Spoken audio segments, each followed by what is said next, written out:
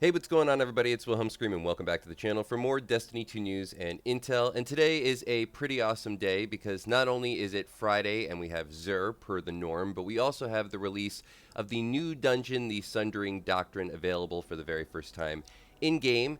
I'm sure a lot of people out there are going to be watching the world's first race, which I believe this is only the second time we've actually had a world's first race for a dungeon.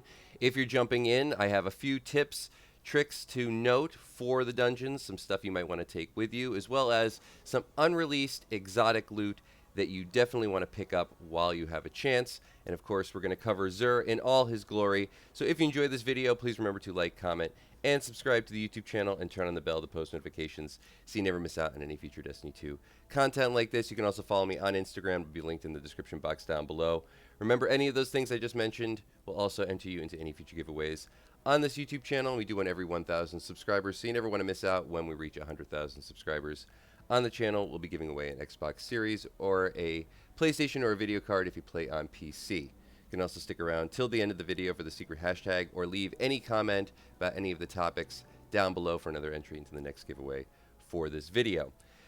If you are going to be heading into the dungeon today, you first want to go over to Ikora in the tower and pick up the quest for the dungeon. And then you can actually find the dungeon over in Savathun's throne world, right next to Vow of the Disciple. And yes, I do own the Witch Queen expansion, just not on my PC. And for some reason, whenever I click on the icon the first time, that always comes up, even though it lets me actually view the map. So anyway, this is where you will find the dungeon. And this is for the world's first race, I believe. One of these is specifically for the world's first race. So that will cap you, I believe. I think the power cap is 2005, if I'm not mistaken, but don't quote me on that. All right, we're going to head over to XUR really quick, see what he's selling. But then I have a few exotic glitches and some loot glitches that I want to talk about that will apply to the Sundering Doctrine Dungeon. We have the Cold Heart Catalyst available today. We have the Strum Catalyst. I haven't seen either one of these available in quite some time, if forever. Maybe it's just because XUR has received a little bit of a refresh. We also can carry up to 170 strange coins now. So I believe that was a stated increase that we were going to be getting, and we have now received it. We have the Kepri's Sting for the Hunter class with a 61 total roll, very low stat distribution, but not a terrible, very low overall stats, but not a terrible stat distribution, excuse me. We have the Atius Ward for the Titans with a 69, very nice, total roll. Pick this up if you don't have it, because you don't see too many rolls this high normally. This is about 2 off from the maximum you can receive an exotic from XUR, not a maximum total. Actually, I think XUR will only ever bring a 70 at the highest. I think the max roll you can have on an exotic is 71. That's from any source. But just from XUR, I think 70 is the max. So this is 1 off the max. It's a very decent stat distribution, I would say, for the Titan class. And though I don't know if this is particularly in the meta at the moment, you can leave a comment down below telling me if you've used this recently. But definitely worth picking up if you don't have them. And then we have the Vesper of Radius with a 66 roll. Also a very decent stat distribution, and I would say this is decently high. Very high recovery. Hardly ever see a spike that high. Good intellect. So, yeah, these two I would say worth picking up if you don't have them. No exotic class items this week, but we do have the exotic cipher. I do have something interesting, glitch for exotic class items, though, at the moment. Lots of exotic ciphers that you can pick up today. You can also pick up the exotic cipher quest over on our second page.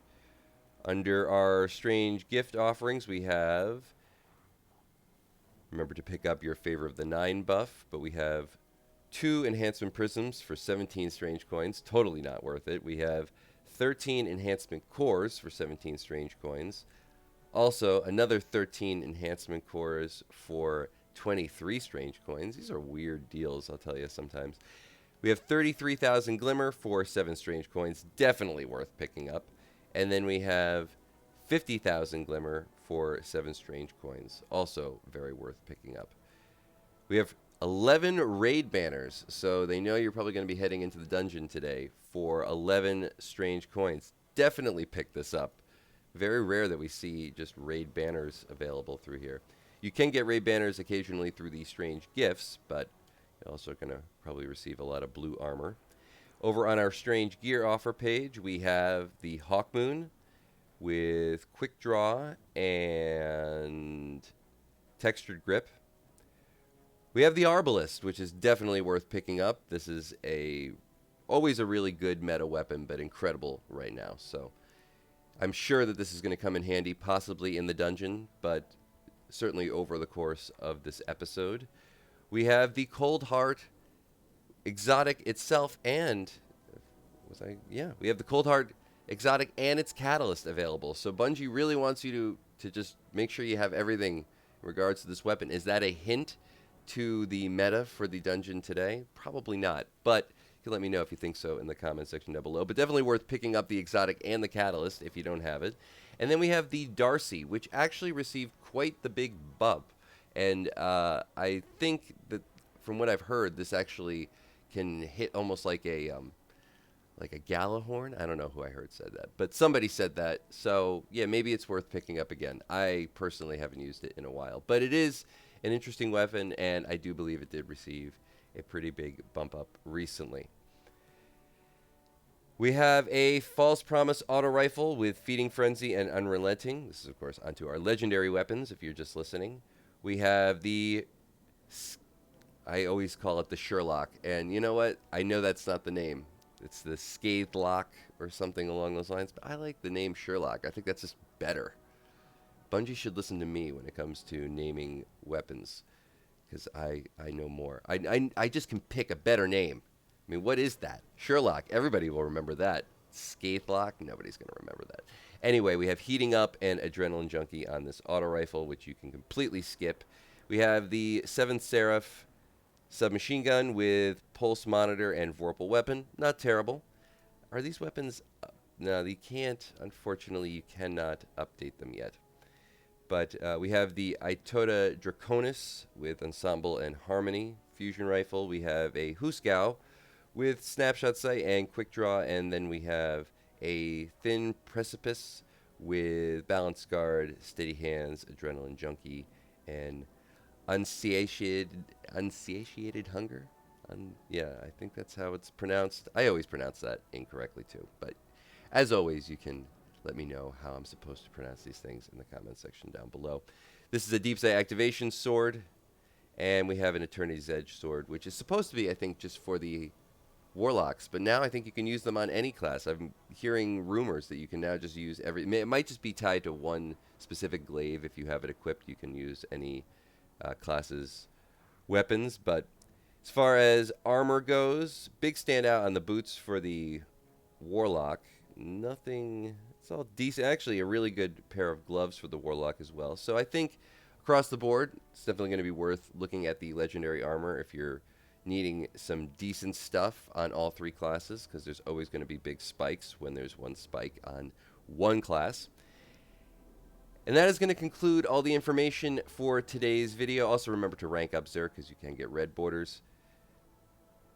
We're done with XUR. Now we're going to move on to a few other things. One, if you are somebody who has the new Lodestar exotic, open up my character really quick. I believe I still have it on my person, or did I put it in my vault? I might have put it in my vault. Let's just check out my vault really quick. There we go. So if you have this exotic, which most people have from the seasonal pass, you can actually get the catalyst for free right now, before I think it's actually even been released. You can get the catalyst early if you ranked up your season pass and didn't turn in, I believe it was rank 140.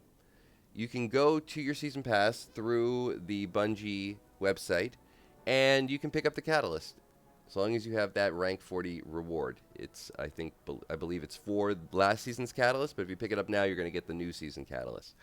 So this might be worth knowing, especially if you're heading into the dungeon. The other thing is that specific exotic class items, and I believe it's the one that will give you the perk for, is it Grasp and Devour? I can't remember. It's the one that gives you the perk for Necrotic Grips, is actually like tripling up right now. So even though it says it's not going to give you that perk, it's actually giving you that perk as well as the ones that you would get normally. So I think, if I'm just going to look at my character, I think I have one of the ones with, it's the one that if you use your, I believe it's if you drop your class item, or it's not your class item, if you drop your class ability, use your class ability, you gain a something. You know, I'm really botching this one, but it has something to do with your Empowering Rift giving you Devour. That's what it was. So the one that gives your Empowering Rift Devour on the exotic class items is also giving you the Necrotic Grip, like melee chain effect. As well, and it doesn't say that it's doing that. It says it's doing something else. But as long as you have that one perk where if you drop your class ability, you will get Devour. You will get, like, essentially this Necrotic Grip buff as well. So I know that was rambly, but I wanted to make sure that, yeah, I had it correct.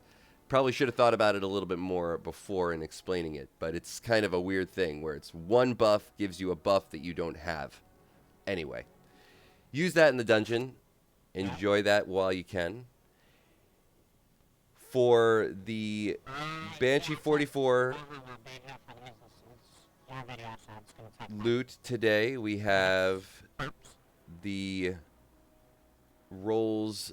I don't think these rolls are changing, but I think the weapons are staying the same. So for Banshee 44. And then lastly, we're going to head over to Commander Zavala.